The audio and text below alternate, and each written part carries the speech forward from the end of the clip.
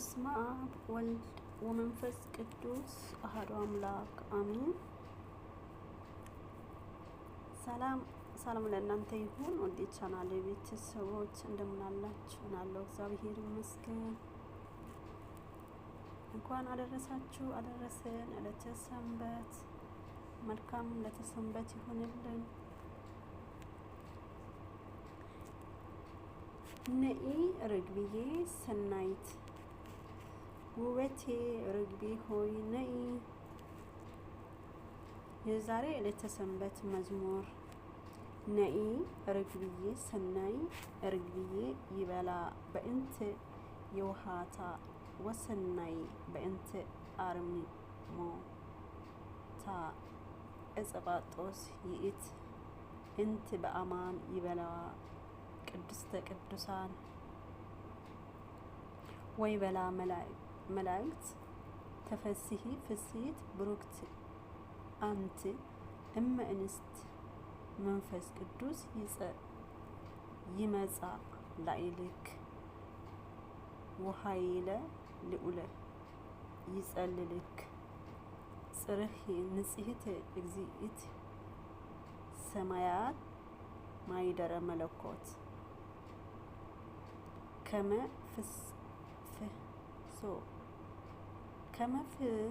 ፍሶ ቀይሕ ከናፍሪክ ከመ ዘወገ ማይ ነቅ ሀንብርትክ መላእክትከ ከመ ወይን ወጸና አንፈከ ከመ ኩሉ አፍዖት ወፅእ ግብብ አናብስት እምታእክ ወንግስት ቅድመ ሃይማኖት ኩለንታክ ሰናይት አልብክ ኖር ወኢምንትን በላዕልከ ነኢ ርግብዬ ሰናይት። ትርጉም ውበቴ ርግቤ ሆይ ነኢ ተመለሺ። የውሃ ባለቤት በመሆኗን በጸጥታዋ በስክነቷ የተነሳ ርግቤ አላት። እርሷን በእውነት ቅድስተ ቅዱሳን የሚሏት የጸባጦስ የማይነደው ቁጥቋጦ ምሳሌ ናት።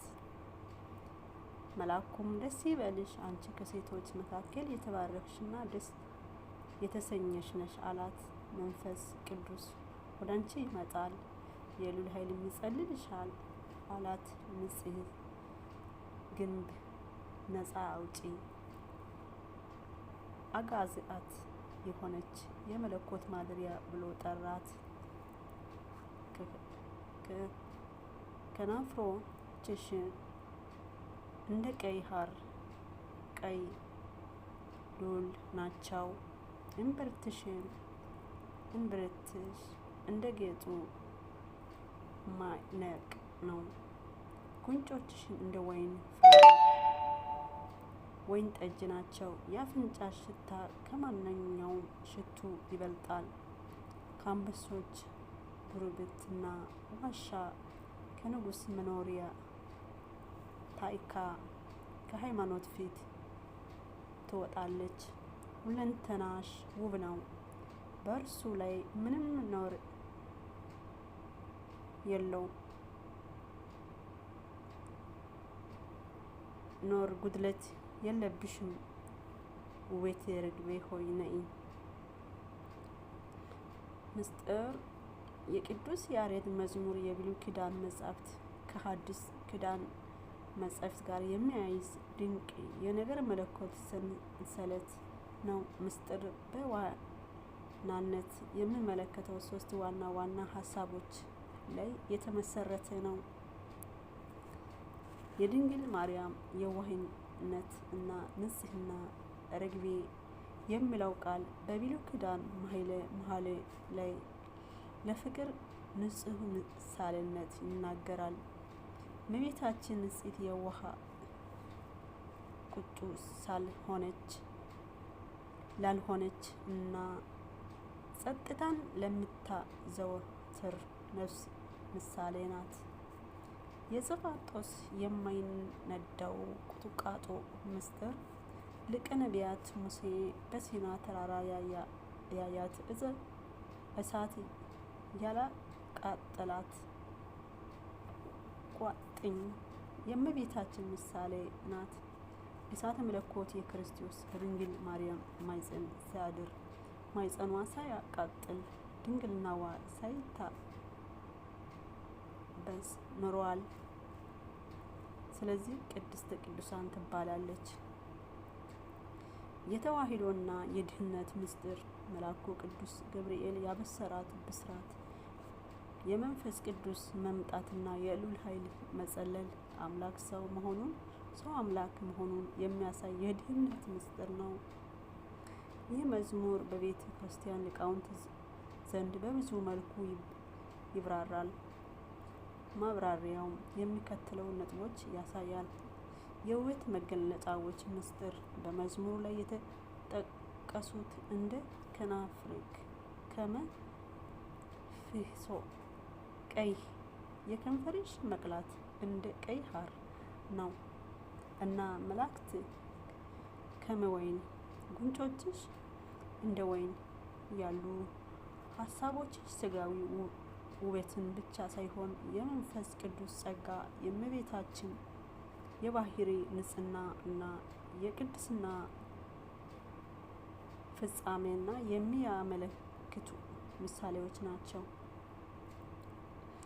ከአናብስት ዋሻ መውጣት ወተወጽእ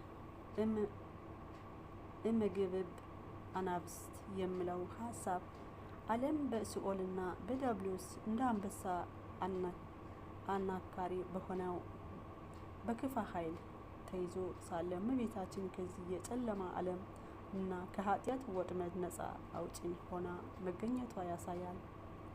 እጓል አንበሳ ለተባለው ክርስቶስ እናቱ ናትና አልብክ ኖር የሌለብሽ እመቤታችን ቅድስት ድንግል ማርያም ከቀዳማዊ አዳም ኃጢአት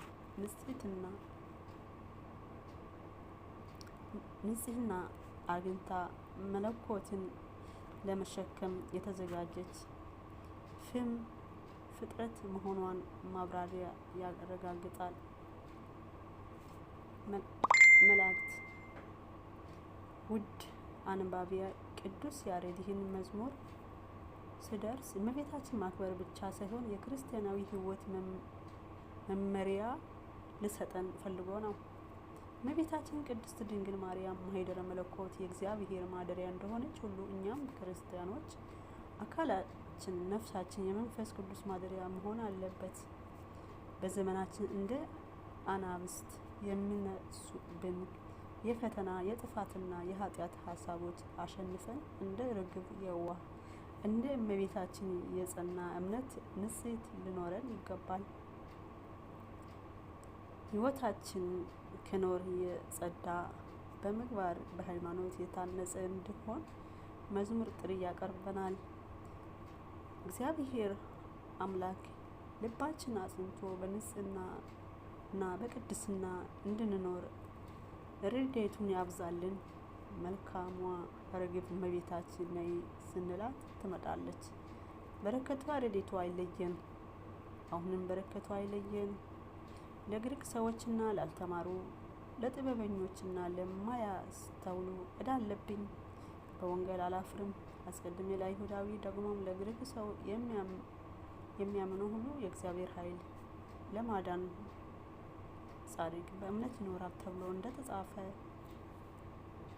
የእግዚአብሔር ጽድቅ ከእምነት ወደ እምነት በእርሱ ይገለጣልና።